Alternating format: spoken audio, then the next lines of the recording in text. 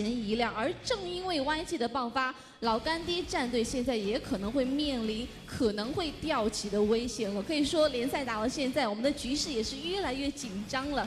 最后的3周，到底最后的结果怎么样呢？我们把谜底交给所有的选手了。那么接下来一起来关注一下今天有哪些好看的比赛吧。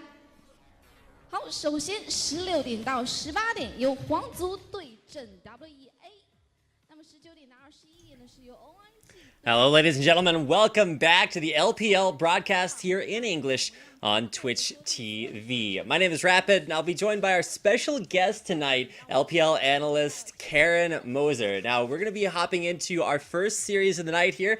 Coming up in just a minute, it's going to be World Elite Academy. They'll be taking on Starhorn Royal Club. So, take us into that match. What are we expecting to see from these two teams tonight, Karen? Thanks, Rapid. So, first of all, World Elite Academy and Starhorn Royal Club have both had very interesting ups and downs recently. It seems like they're two teams that have very similar problems. They have very aggressive laning phases, but when they get leads, they sometimes struggle to close out games. We saw World Elite abuse this against Starhorn Royal Club last week to get their only win out of 6 games when they used a hyperscaling comp with Jax, AP Kog'Maw, and Tristana to close out against Starhorn Royal Club when they had a lead. Yeah, and like you mentioned, only win of the week. Speaking of other teams who only had, I think it was 1 win last week. World Elite Academy are playing here for probably the chance to have a better week than their main team. I don't know. It's not that hard to eclipse a team that had a week like World Elite did last week. So it's been a rough week for the top few teams in LPL. And if I hate to use the phrase "if Young Glory can do it, then anyone can," but might be the week for World Elite to try to climb their way back up the standings as well. Yeah, and it's physically impossible for any team to do as bad as World Elite for the rest of the split, unfortunately, since this was the only time where a team played 3 sets, and they lost 5 of the games, so that's a little rough. The struggle, and it's probably just going to continue because with those, as losing as many games as they did, if we can switch over here to the standings really quickly, you can see that World Elite actually, they didn't go negative at 80 points, but they stalled out at 12 points, lost their second place spot to EDG, and that means that with World Elite only at 12 points, Starhorn, if they win this series 2-0, will eclipse World Elite in the top 3 teams of LPL, which is probably not a place very many members thought Starhorn would be, especially with the season World Elite was having. Like, they were 75% win ratio like 3 weeks ago, and now they are, not after last week. I think those standings might actually be outdated because right now World Elite has 17 points. That is true. Let me make sure that these are actually updated really quickly. And there we go. Should actually be updated right now. So the same thing is still true. If Starhorn wins right now, they'll go from 15 to 18 points and will steal that 3rd place spot away from World Elite. Yeah, that's pretty significant. Also, Edward Gaming is tied at 17 points, so that's a 2nd place over World Elite and Edward Gaming. Two teams that had very rough weeks. Like we talked about, World Elite had a rough week. Edward Gaming had 2 sets, and they only won 1 game as well. So they won 1 of 4 games.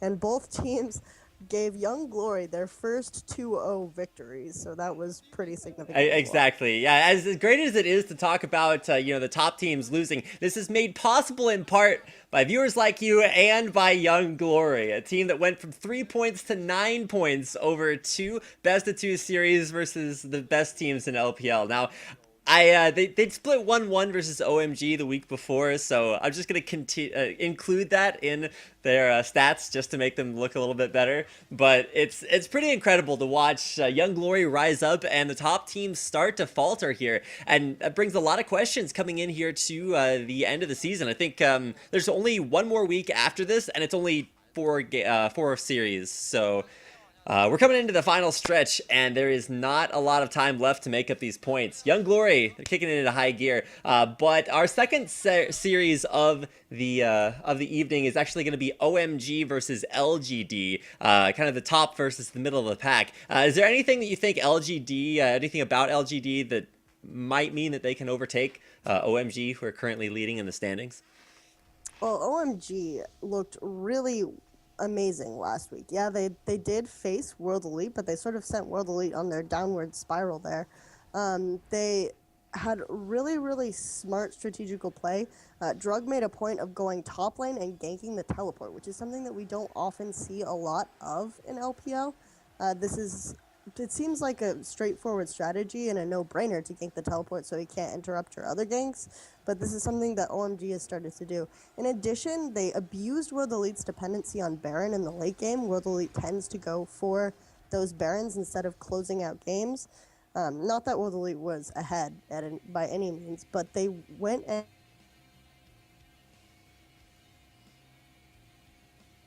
Alright, it fortunately appears as if the wonderful Kelsey Moser is no longer with me, or maybe just things cut out there for a second. But, are you back? Yeah, so as Sweet. I was saying, OMG was able to abuse World Elite's Baron dependency, and instead of going for the Baron and engaging that fight, they wrapped around to move and push for the win and caught World Elite out and to end the game, which it's hard to imagine, but this was were no Barons taken the entire OMG versus World Elite set, and that never happens in LPL.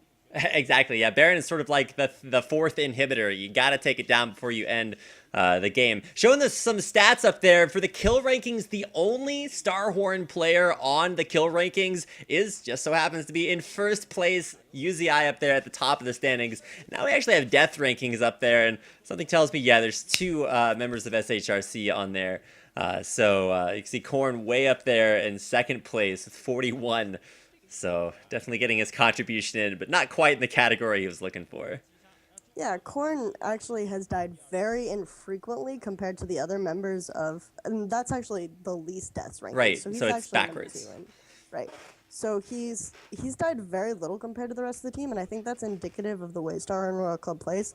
A lot, UZI and Insect tend to be very over-aggressive, tend to go in very hard, and Korn kind of stays back and is almost cautious, afraid to overcommit to some of these engagements, and they rely on Zero to reset some of these engagements and win fights for them. And you can see Zero there at rank number 3 in the assists ranking. And when you look at the MVP points total, well, UZI and Zero are both on there. So a big strength for Starhorn, their duo lane. Big highlight to the team. Some other somewhat lowlights to the team coming in here have been Insect's performance. He started to be a little bit hit or miss. He came in and he smashed people with Rengar. His Rengar looked incredible, but then he kind of lost it. His Rengar, Lee Sin, both of them not quite what they once were. And I think this is a little bit of a recap of our last game that we saw, WEA versus Starhorn. I believe they did split 1-1 in that series, right? Yeah, and that last game, as we mentioned earlier, was really close. Starhorn Royal Club came ahead very early, but World Elite ended up pulling it back in part due to the high scaling potential of Ninja's Kog'Maw. He played very well, positioned very well that game. I've been a bit critical of him in the past, but both him and I think UZI really stepped up last week. UZI has been a bit overzealous, but I think his patience paid off a little bit in that set against World Elite when we saw him.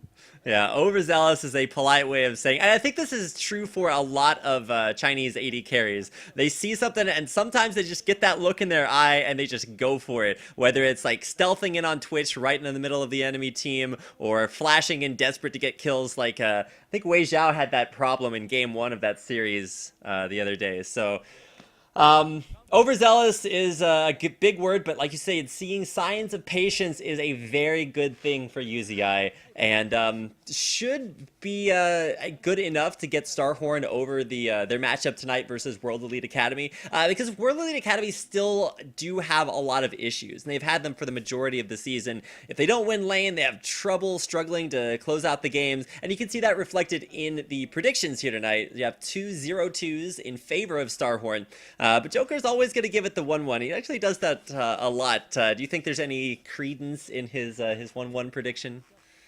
Well, I think that World Elite Academy was a bit surprising last week when they went 1-1 against LGD Gaming. LGD Gaming hasn't been doing so well as of late. They've been struggling to find their identity with a brand new roster. They came out of the great gate this split the same way as last split, swinging, but World Elite Academy was able to capitalize and take a win off that. If Starhorn Royal Club shows any similar indecisions or they don't get a hold on the early game, we could see a 1-1 split. Still, I think that I'm more inclined to go with the 2-0 on the Starhorn Royal Club's side, given how they played last week. And I would agree with that. You can see their record right there on your screen. A string of defeats until finally they took a game off of LGD, which doesn't speak well for LGD going into their series against OMG next for our second best of two. But yeah, 16.7, not where you want to see that. We're going to go over their lineup. You can see them starting there right now on your screen. It's Khan, new import to the team, but hasn't really found his place up there in the top lane. I feel like he hasn't gotten a chance to play Gragas, which is sort of like the big comfort pick. And we have seen his Aurelia split 1-1 for Aurelia games, but still kind of struggling, not only as a team, but as a top lane. Yeah, and his Aurelia has been strong. I'm wondering if he can play the Gragas since he hasn't really been touching it. Soist is an interesting case. He was kind of... I feel like his style is very similar to Insects. He's from the Challenger scene, and he was hyped as maybe one of the better junglers in China who wasn't in LPL before they joined LPL. Since then, he's been a little bit hit or miss, struggling to find an impact. Mm-hmm. Well, he's also been mid lane previous to Mickey switching into that role, right? No, that was Xie who found the bench. Okay, so they switched in, and so Mickey coming in as well as Khan, you know, the new additions to World Elite. I don't know about you, like Mickey seems to like, it's like there's a loose connection in the wiring on his light bulb. Sometimes he just like ridiculously outplays people on high mechanically skill capped champions, and then sometimes he's just left pretty wanting. But one guy that you could always look to for a little bit of consistency is SMLZ. Like, this guy is the real deal. He's been impressive even when the rest of his team may be a little bit lackluster. Yeah, and I think that his matchup with UZI should be pretty interesting. He's sort of been propped up as the next generation of AD carries to follow this one. UJ, of course, is a very interesting character as well. I think part of what made World Elite Academy so strong in the LPL scene when they were able to 2-0 almost any team they faced, which recently, if you watch the Demacia Cup, they went 2-1 against the 15th place LSPL team. So that was an interesting change of pace. Was Ari, their previous captain and support player, was very strong strategically and also a very strong support player who was able to easily feed SMLZ in the bottom lane. UJ is kind of an old guard player. Used to play on a team called 80 Fox with Z-Tai from Invictus Gaming, actually. But that was several years ago, so he's kind of rusty coming back into his position. But here we are with Starhorn Royal Club, which we talked about a little bit earlier. Yeah, just a slightly higher percentage of win rate. Although they have had some struggles recently, maybe been showing some signs of life, and it's mostly when they succeed because of their bottom lane. I feel like a lot of that involves just 4 people desperately trying to keep UZI from killing himself a lot, but Zero's been doing a great job of that, and that is why he is currently 3rd place in assists. You can hear the applause for UZI. One of the biggest names in AD carries in China. And UZI is very well known, and there's a big reason for that. He performs pretty well when he's on his game. He does have the issue. I like to joke that he's famous because he puts himself into situations that he shouldn't be in, but still manages to get out just because of how mechanically talented he is. So that's something to note. Yeah, kind of has double lift syndrome in that respect. It's just like, let me do whatever I want, and I'm just gonna get out because I'm basically a god at the game. So coming into Corn, Corn did bust out the Fizz in what was a somewhat painful game to watch. He was like, let me just farm things out in lane versus the hyper carry, and didn't really have a big presence on that. So, like you said, he plays a little bit more of a passive play style, which is why he doesn't necessarily feed all that much, but sometimes that is at the expense of doing as much as his lane opponent. Right, and Insec has sort of been the playmaker of the team. The team lives or dies on pretty much whether or not he gives first blood on an ill-advised invade, I would say. If he gets that risky big advantage, then Starhorn Royal Club will do well. If not, then they tend to fall behind and they have trouble coming back. And there you can see Cola on your screen. And while we didn't see a whole lot of Gragas from Khan, more of an Aurelia and a Renekton player, kind of the old guard of top laners, it's been all about the Gragas for Cola. So he's going to be pulling that one out. Also, the Shyvana you saw on there, likely, but that's really as a last resort after seeing Gragas bans come his way. So that's going to do it for team introductions. Should be getting in here to picks and bans for our first best of two of the night. Starhorn Royal Club will take on World Elite Academy. A little bit of a struggle, an uphill battle for World Elite Academy, just because Starhorn does have a lot of just proven consistency, but that has been relatively inconsistent in the more recent days. However, if World Elite Academy can split versus Starhorn and achieve the same score that at least their sister team did, that'll be one big step on the road towards climbing up. And here we hop into champion picks and bans. So expected bans, I would say a Gragas, just because that's been such a comfort pick for Cola, and maybe shoring up Khan with less of a strong pick top lane might work. But what are you expecting to see from bans here, Kelsey? Yeah, and another thing, Cola is a really big Jax player, and I believe we are on 4.11 at this point, so that is a nerf to his champion pool. We've seen him mostly play Gragas, Shyvana, and Jax. So if we do see that Gragas ban, it's going to hurt a little bit more than it would. We do see the Kassadin ban, very standard for purple side, especially against Mickey God, who's been excelling with those assassin-type champions. And Rengar comes out against Starhorn Royal Club. Like we mentioned earlier, Insec has been a little bit hit or miss on Rengar, but it's still probably an intelligent ban against him if you don't want to deal with his abuse of a lack of vision. All right, minor production issue should be rectified at the current moment, so you should be seeing it on your screen right now. But yeah, as far as bans are concerned, the mid lane getting a lot of focus here. 4 out of the 6 bans coming that way, with the one exception of course, Insect's Rengar. Last ban could be a Lee Sin if you want to go for that and just really hit Insect and Soas kind of simultaneously. But then you default to something like Jarvan or similar champions, so not a big value in that. So let's see. You said big assassin champions for Mickey are a possibility. So things like maybe a Yasuo. What are you expecting to see from Mickey now that his Zed's been banned away? Yeah, I was going to say Zed has been banned.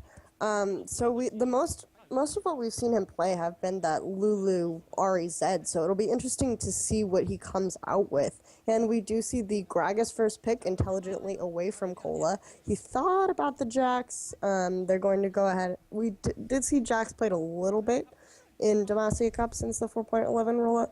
By the way, just to clarify, the Ari nerf, we aren't on 4.12 yet. There are no Ari buffs. People are just playing Assassins in LPL because it really suits their playstyle of the high mobility, high risk reward, wanting to get at those 80 carries and destroy them because so much gold is put on the 80 carries. It's true, and not just the gold that's put on the 80 carries. 80 carries really have like a defining central role. You hear about China maybe for some of their mid laners like Messiah back in the day, but nowadays it's just big 80 carry names, and especially here tonight, like you said, it should actually be a relatively decent matchup between UZI and SMLZ. So Mickey's had 3 assassins taken away from him. What does he go for? It's hovering over the Yasuo, but Xerath is actually still enabled on this this patch. I don't think LPL really restricts that many champions, so you can still go for Xerath if he wants it to. but picks up a Braum for UJ. Yeah, and World Elite has been playing a lot of Xerath compositions, and since they have the same coach, World Elite Academy has the same coach Hero, it wouldn't be surprising to see them try to experiment with that going forward. We do see Jax actually being selected for Starhorn Royal Club, so they're just going to go for it. And we have Tristana and Yasuo being hovered over, so they might be going for that last, assassin that's up right there, and the late game scaling Tristana for SMLC.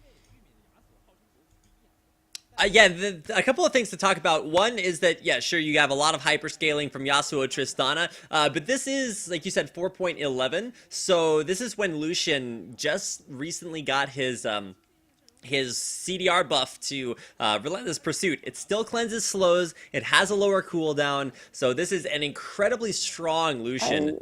I actually thought that wasn't until 4.12. Wasn't 4.12 the patch where he they nerfed it just a little bit? I'm pretty sure this is the very strong. Wait, no, okay, no, you're right. I'm just thinking of patch behind because we just switched to 4.13. So this is the nerfed Lucian, but it's in a lane with Thresh. So how do you feel about that, like Thresh Braum? I feel like Braum is not really that guy you really want to pull in. So if we do see the 2v2,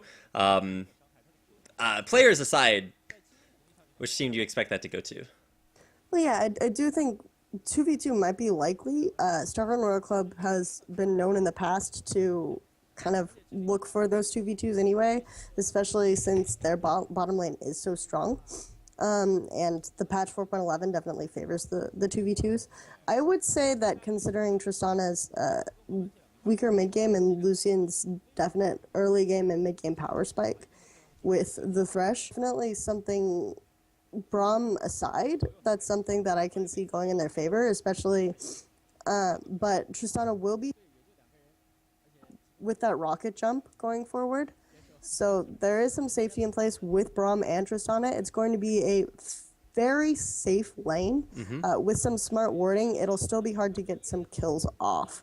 So if UZI and Zero want to take an advantage, they're going to have to pressure pretty hard, probably see if they can get some pink wards on the lane and call Insect down. Although with a hyper carry like Tristana, you could see a lane swap like teams will do a lot of times with Kog'Maw, where you just sit the hyper carry in a lane and let him do his thing for the first 5-10 minutes of the game, just like you said, to put as much gold on those 80 carries as possible. So we'll have to see how the lane swaps work out as we hop into game number 1 of our first best of 2 of the night, World Elite Academy, taking on Starhorn Royal Club. And we see the Corn busting out the Fizz here again. So last time it was a little bit of a lackluster, more of a passive Fizz than that big beefy assassin, but he's facing off against Mickey God. So I like seeing Mickey on assassins. He does very well with them traditionally. Windwall versus the fish is going to make a lot of people pretty sad. Most importantly, Corn, if he does get his fish blocked. But I believe the fish still falls on the ground, even if it is blocked by Windwall. So it's still going to be at least something out there on the map. And so is an Insect having a little bit of a dance off to start things out. And in general, I think Fizz does fairly well against Yasuo, given his ability. A lot of his abilities are bypass the wind wall with the dive in. Melee. So it should be a pretty decent matchup, especially early on for Fizz. So as far as lane matchups are concerned, right now they're traditional, solo top and mid with a duo bottom. But we could definitely see that switch up, although UJ is going very deep for the ward. Actually putting it over the wall, so just there to scout out the buffs and find out exactly where Insect's starting. But it shouldn't be a big mystery that Insect is starting at red. So he will actually reveal himself over a ward as he goes toward the top Tri-Brush, and we could actually see a swap around of the lanes. No, they're just going to go for standard lanes as minions start to spawn. Yeah, and very smart early warding by Starhorn Royal Club. They got most of the entrances to their jungle, and it looks like they're pinging to maybe put a ward down in that last entrance. In the past, Starhorn Royal Club has been a little bit risky with their early map movements, so it's cost them some games, so it's refreshing to see them being more protective, being safer, especially against stronger, earlier composition in general, so... All right, so at least for the early part of the game, it should be just that one-on-one matchup top lane. This is actually interesting for Khan because we've primarily seen him play pretty much every top lane with the exception of Gragas, at least in his last 2 series. So he's bringing out Gragas more as less of a comfort pick just because of how strong we've seen his Aurelia to be, but more of just, hey, it's a great champion. And this is pre-nerf Gragas, so he still has a manaless W, so a lot of sustain for free up there. But Cola's got the scaling, and that is going to be really, really scary to deal with, even though you do see the hyper carry from World Elite, just not in the top lane. And it looks like both of the junglers started top, so they probably are going to be trying to focus that bottom lane early, as we discussed before. Never mind, it looks like Soist is just going to go back and continue to farm as I say that. It's the caster's curse. You're going to learn about this now in the hot seat, and as soon as you predict something, the opposite is going to happen. So as far as Soist is concerned, just taking it easy in the jungle while Insec makes his way down bottom lane. He was not scouted coming into the brush, but it is warded out, so a little bit of an anticlimactic trip, and that will actually give Soist the lead because he was farming during that time that Insec went bottom for a gank. Yeah, and that's what we mentioned, that it'll be a very safe lane as long as they have some wards against Insect's pressure, and it looks like they're playing intelligently. So it's going top. Yeah, he is going to get the knockup. There is the double counter strike. Cola still flashes out. That's maybe a little unnecessary, but he does stay alive, and that's the big thing to note there. Soist doing the extra camp might have also thrown off his gank timing, because usually that's around the 3 minute to 3 minute 30 second mark. So maybe just expecting that a little bit earlier on. But he actually TPs back top lane, so takes that pressure off the map, and Insec going in for a much more successful gank this time around. Coming in behind SMLZ and UJ, doesn't have a Dragon's Rage yet, he's only level 3, but UJ is pretty dead right now, and good guy Insec lets UZI take the kill. Yeah, so that's, as we said, something they're going to need. A little bit engaged in the middle between Mickey and Korn, but mostly just farming it out. But with that kill on the bottom lane, it looks like UCI is in a good position to sort of rush the game, get the lead that Starhorn Royal Club needs, something that will set them in good stead. Oh, perfect wind wall from Mickey. It stops the Sonic Wave right in its tracks and makes Insec a sad boy. So Insec goes back to the jungle, but he actually doesn't have that much jungle to go back to. Soist took Wraiths and double golems from Insec and didn't clear out the camps. So Insec is not going to have those camps at all. He's going back in for the regank. Mickey, there's a teleport in mid lane as well, but I'm not sure Mickey can stay alive long enough for it to complete. He does, gets the knockup, and Insec is actually going to get in there and barely get out. The Ignite's ticking down. Insec stays alive. Incredible survival there, and it is the death of Mickey God. Second kill of the game for Starhorn. Yeah, and so we're seeing that the strategy that World Elite Academy Soist is using is very smart if Insec doesn't have these successful ganks. He's counter jungling, he's trying to punish Insec for these gank attempts, but as long as Insec keeps getting this assist gold and keeps getting his laners ahead with really smart play like that, in that particular instance, Insec played very well. He went in after the Sonic Wave very correctly. He managed to get out. He saved his safeguard until the very end. Sometimes we see Lee Sins overzealously use it. So Insec showing off why he is one of the trademark Lee Sins of the world. And even though it's been a little hit or miss so far this season, you can't deny the history and the skill that he has on that champion. Already 100% for kill participation. And now finally he'll get a chance to go through his jungle and clear it out. But it's like you said before, Kelsey, Insec goes for these big sort of high-risk plays. If both of those ganks had failed, he'd actually be way behind Soist right now and wouldn't be able to come back from that because half his jungle was gone. But he has been very successful so far. So even though he has half of Soist's CS, he does have those 2 assists. Yeah, and absolutely, as we said, it's very high-risk, high-reward play style that he tends to go for. And right now it's paying off. We've seen games where it definitely hasn't. So... So at the 7-minute mark, because there was a duo lane bottom, we haven't seen an early dragon like you'd expect from the 2v1 or 2v0 lane swaps. So shouldn't see that be done quite this early on. And really without jungle pressure going down too much at the time being, it's just trading in lanes and setting up for what I would imagine would be a much later dragon. So it's actually taking this the blue buff. So as a Jarvan, when your mid laner has energy, you're gonna get a lot of blues, and that will help his clear pretty substantially. But with pings on up to the top lane, you can see Insec heading his way back up there. Will get spotted out by a ward, so somewhat anticlimactic. And we do see in the mid lane, Fizz does have that sheen, that power spike, so we could see him try to make plays. But right now it looks like the top lane engagement, not much is going to happen, and Insec is just going to back out. Explosive cask though, perfect counter play by Khan. Catches Cola out of position, and Insec is nowhere to help him. Wait, the flash dunk in from Soist. Insec is going to take the damage, gets knocked up and taken down. Soist. It went Soist hard for that one and made it happen. Nice follow-up from Khan as well, who set up that first kill and finished off the second. Yeah, I think maybe there was a little bit of telegraphing there from Starhorn Royal Club, Skola, and Insec, I believe, also did cross over a ward on the way to that brush there. And so that gave time for Soist to react and to head up for the counter gank. When Insec went in for the engagement and was about to back off, Soist timed that entrance into the lane very well. Got 1 kill, 2 kills, I believe, and pretty much just reset the entire score of the game right there. So really smart patience there by Soist. Now has a very definite advantage over Insec.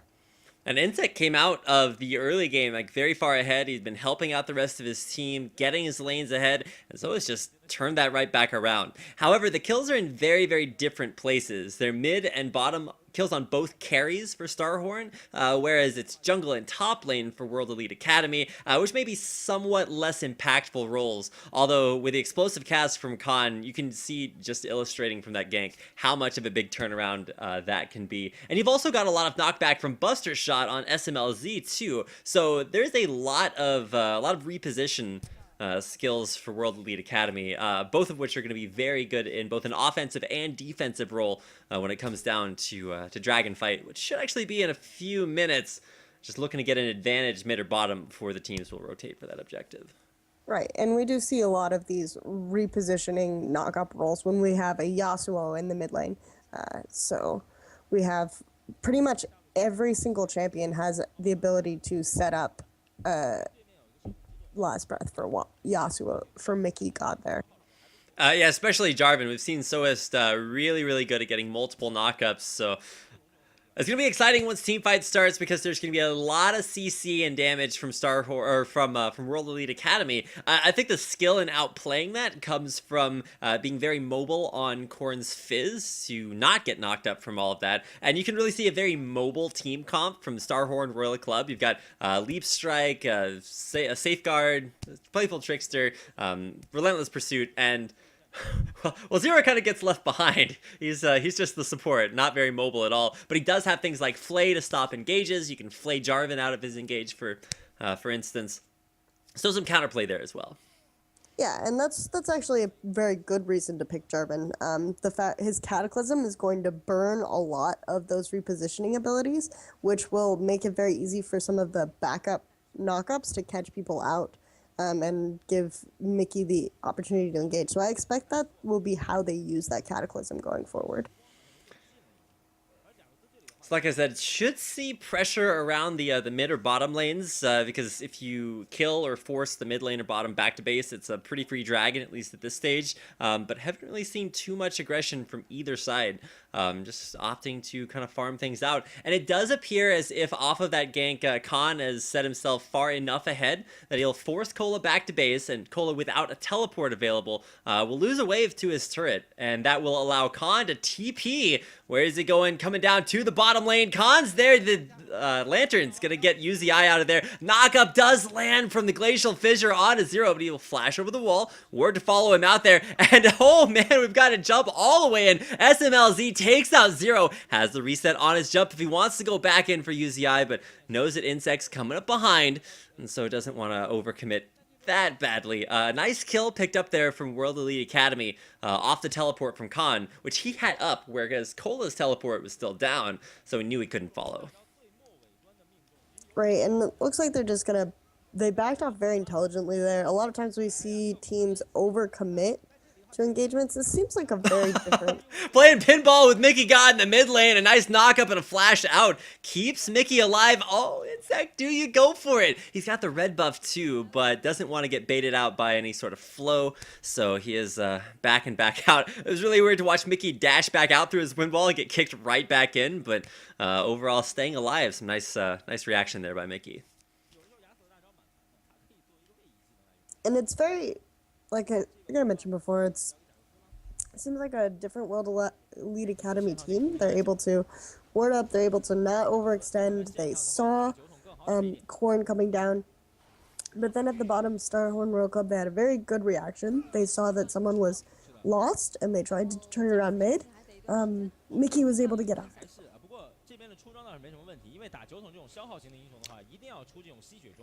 A little bit of a DC there, so...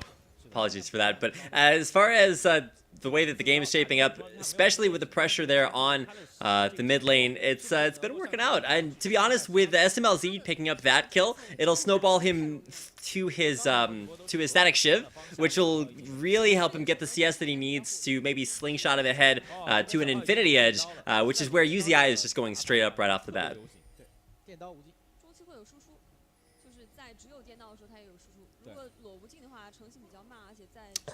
Sorry for that. Really quick, little bit of technical issues. Fine. It's working out. So really nothing too eventful. But just like we were talking about the teleport disadvantage that Cola had previously when Khan TP'd bottom, now it's kind of the reverse situation, whereas Cola has his TP up, but Khan's is unfortunately down. So the TP from Khan wasn't enough of an impact to get World Elite Academy the Dragon. So let's have to see if Cola's is a little bit more impactful and can be used to secure that objective. We see itemization coming out, and UZI, both teams are going for, I guess, the Infinity Edge. We see the pickaxe was the first buy for the 80 carries. UZI is going for the straight damage with the pickaxe and the BF sword. And SMLZ, it looks like, is going for the early static Shiv Rush, which we've actually seen a lot on Tristanis. Not so much in LPL, but internationally in general. That is true. And I guess it's just, you know, it's Shiv plus explosive shot. Oh, but SMLZ face checks into the bush right into Zero, but he's got a bodyguard minion that stops the death sentence. So Zero going to be a sad boy after that one, but does have a lot of CC to throw back onto UJ. Takes a little bit of that, but back in the mid lane, we got the fish down on a Mickey God. Playful, trickster, auto attack, and Mickey's got the damage. And more than enough follow-up coming in from behind. Insect, Cola, they're right there when it counts. Corn is gonna get engaged on though. Khan, the dodge of the explosive Kaz. Corn able to outplay Khan right there. Bottom lane, SMLZ is gonna go down. It's a 2v1 now onto UJ. Zero's got the death sentence. No. UJ still wants to go in because he thinks he's got help coming down from behind, but really it's just Khan, the only other member of his team left alive. Starhorn, off of a huge engaged mid, will take down Dragon, #1. And this is just some really quick, smart, mechanical, reactive outplays. They know that Dragon is in contention now. They know that if they make the correct moves, then they'll be able to go for it. They immediately jump on mid lane. We saw Corn outplay Khan trying to get something back for it. They immediately took the gank's bottom lane, so smart map movements, but also in general, a few of these plays still a bit risky, still very committing, but they do come out ahead, especially with the wards and the fact that they didn't clear out the vision beforehand. But the fact that they were able to get those picks and immediately transition to Dragon, put Star is the kind of Starhorn that we frequently see, and we see just the difference in experience. World Elite Academy has been playing a very reactive game, I'd say. Starhorn is playing a very proactive one. And even, proactiveness notwithstanding, World Elite Academy trying for the least sneaky gank of their life, sitting on top of ward. And the ward even expires, so if they scan for it right now, they won't be able to know that they've been scouted out because it's died. So you're going to see very safe play there from UCI and Zero. He doesn't do the Name thing where you just like randomly predict that the enemy is in a brush and throw a skill in there to check. So he'll let them stick around a little bit longer. But yeah, Dragon notwithstanding, the gold count is almost identical here, even without factoring in Dragon Gold. And Korn himself is a 3-0 Lichbane Needlessly Large Rod Fizz. That is going to hurt no matter who he goes on. And Mickey's 0-2, so big discrepancy there in that mid lane power. Could be coming into a greater effect, even if it's not reflected in a big objective like Dragon.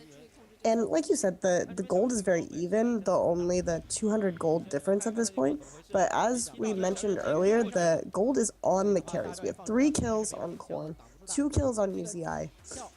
Look at this replay real quick. We just see the teleport coming in for the extra assist and the ability to juggle more tower. Starhorn picking up that kill there. Teleport down to the bottom lane though. Khan's coming in again. Doesn't land the body slam or the slow from the barrel, and he just leaves SMLZ out to dry. The culling coming down from behind, but it's not enough to reach. Insect's getting in there, and UZI wants the kill. He gets it onto SMLZ. Gonna find another one onto Khan. UZI, he's got 2 already. Zero death sentence, trying to keep himself alive. Flay back off the dunk, and he will finally go down. Now Soist is not in a good spot. Ward jump in there right into the brush. He's gonna go down. Mickey is dead, and it's a 3 for 5. Or 2 for 5, rather. 3 alive for Starhorn Royal Club. And when we talk about Chinese team fighting and good Chinese team fighting, that was a pretty good example from Starhorn Royal Club's side. They had the carries locked up on the side in the river for World Elite Academy, while UZI didn't even have to worry about needing protection or peel. He was just left alone to go to town on some of the other members of World Elite Academy, and that really led to the success in that fight. Just the ability to lock up, as we mentioned, with all of those lock-up abilities that... excuse me, wrong team. The Starhorn Royal Club was just able to distract and separate from World Elite Academy, while UZI pretty much had his way with World Elite Academy. Yeah, and it's not just UZI who's going to have his way now. Korn is 6-0-1 on a Fizz. This is what I expected to see last time he brought it out versus World Elite, but didn't get off to this good a start. You can see he's got, I think that's Magic Penetration. Oh, he actually only put 2 points in the Magic Penetration Mastery, whereas usually you see the full 6% off of all 3 points, which is kind of weird. I'm guessing he used that for extra percentage increase on ability power, but still kind of interesting. And like I said, 6-0-1. It's got Lichbane, Zanya's Hourglass, pretty much everything you could hope for right now as a Fizz. Yeah, those are definitely high priority Fizz items. Right now, there's almost no one who can deal with him at all, unless they manage to get a pick off of him almost like 5v5. 5v1. So he's in a very good position. We talked a little bit about how he tries to play safe because of the overzealousness of the rest of his team. It seems like when his team is in a good spot and he has the attention focused on him from Insect, he's still able to have a successful game and get the kills and the gold he needs. So hopefully he can help his team close out. That is the hope. As far as World Elite's hopes for closing out the game, they are somewhat slipping away. Was even about 5 minutes ago, and now there's a 4,000 gold lead for Starhorn. Primarily off of just their carries, Korn and UZI. They're farming up a storm, but bottom lane we're going to see UJ try to get out of this one. Glacial Fissure is just going to get culled there, and Insect throwing down the Dragon's Rage to take out UJ. And the back lines, Mickey is in a little bit of trouble. Playful Trickster dash through with the Urchin Strike, and Korn now in a little bit of trouble. He's got backup coming his way, flash in for the stun. Cole is a little bit ahead of schedule there, as the rest of his team had already sounded the retreat, but Starhorn grabbed 2 kills, and we'll probably grab this bottom lane turret off of it. Leap in, leap out there for SMLZ, trying to dash away. Holy Wow, Corn's got a lot of damage coming his way, and with the lantern as well, can't escape either. It does get exploded by Khan. So at least Khan comes in for a kill, but winds up trading his life for it. A 3-for-1 still in the favor of Starhorn Royal Club. And that all started because World Elite Academy is trying to make plays, trying to not passively just let that game go. But the superior vision from Starhorn Royal Club meant that they engaged without knowing where the rest of the team was. And Insec was able to come down and just turn that engagement. And then a really smart teleport top allowed them to get more kills up there. And going down, it was pretty funny. Khan just was really upset, didn't want Corn to get out, throws the explosive cast, knowing that the playful trickster is down. But that was the only kill that they were able to get off of that, which off of pretty much 2 separate engagements from their team. So things are not looking good for them right now. Yeah, not looking good at all. And particularly, even though like Khan's been able to pick up kills early, and then more importantly there in that most recent fight, it's still just not going to be enough damage. I mean, even if Khan can complete his Rabadon's death cap, which is not necessarily the preferred sort of like pseudo tank Gragas, like a couple of weeks ago, maybe 3 or 4 weeks ago, it was Frozen Heart Gragas. It was all about the tankiness, but now you see a lot more just full AP Gragases. Doesn't matter how much you nerf the guy, he's still got good ratios. So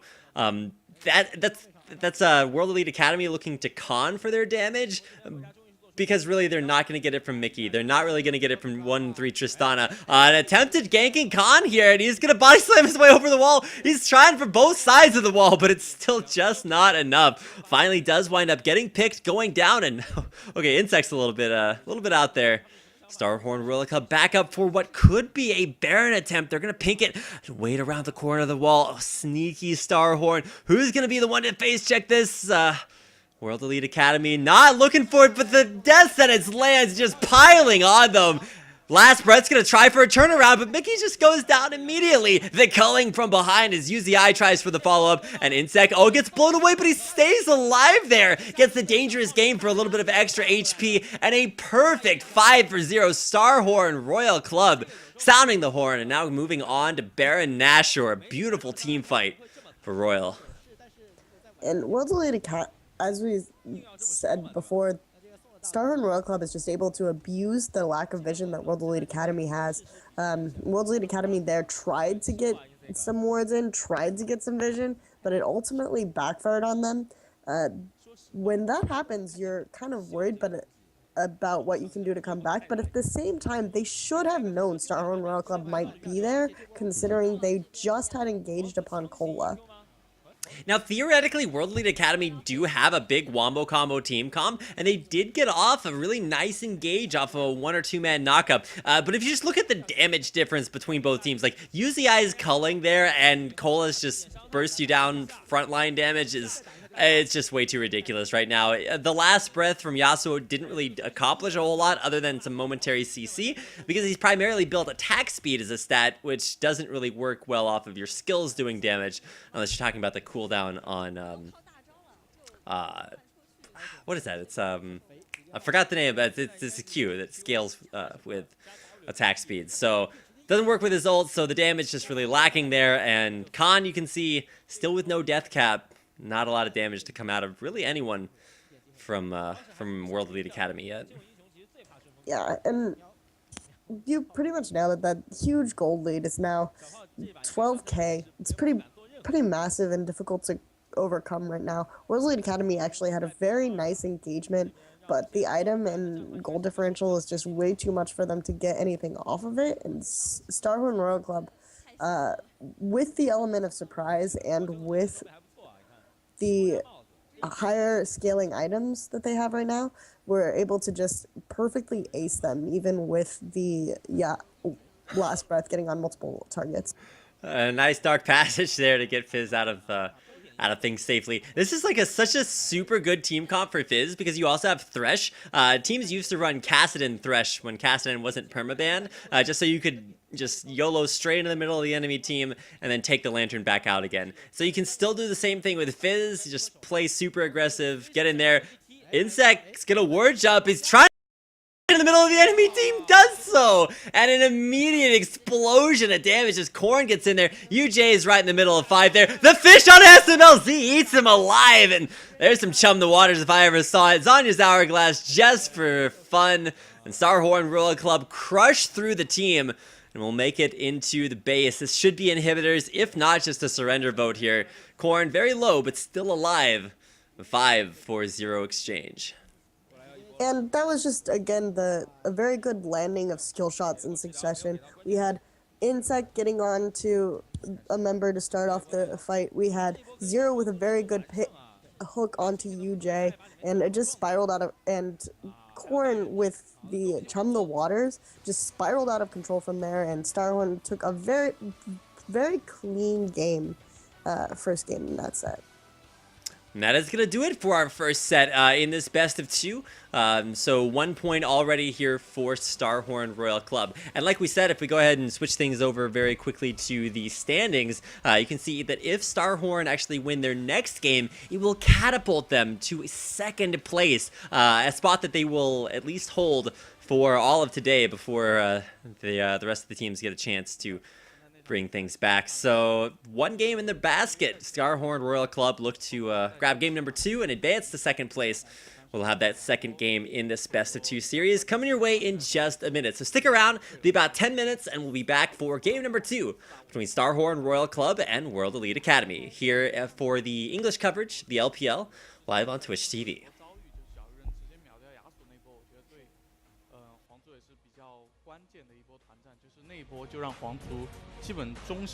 中野就奠定了优势，然后下路那一波就是让皇族整场就奠定了胜势。